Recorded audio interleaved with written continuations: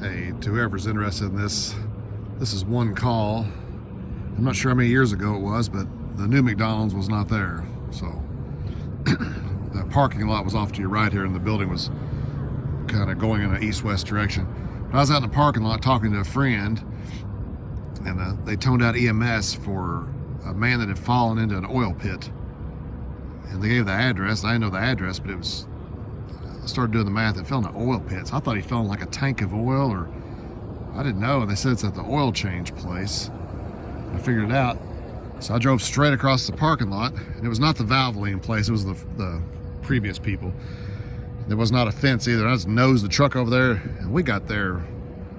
And me and my friend got there in no time. They were still talking about the dispatch, and EMS hadn't even left the station yet. And we got there, and I thought there may be somebody drowning in an oil pit. I don't know, just really perplexing.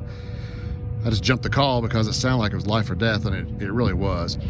I got there, and what had happened was a customer, an elderly gentleman, had fallen in the oil change pit. So he fell, I don't know, 6 or 7 feet. I guess he landed. There was more like a table thing underneath. There was a concrete table at the time.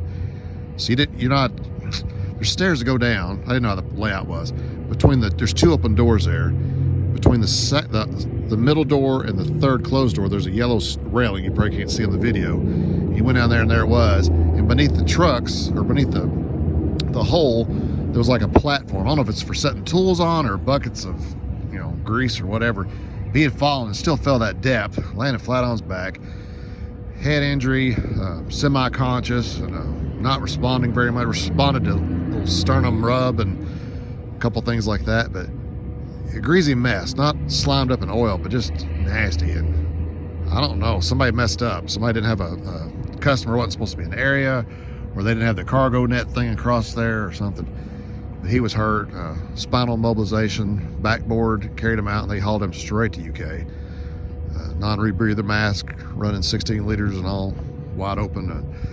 They were starting IVs as they put him as they got him in the back of the ambulance. But it's a wonder, I don't know.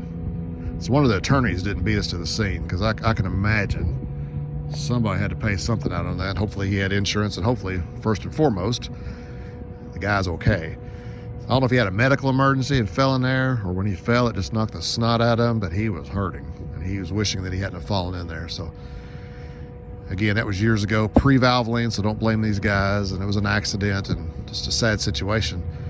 I guess that's part of why they don't let you out of the car now. You won't fall in the hole if you're staying in your car. But that was a call from Anderson County from numerous years ago.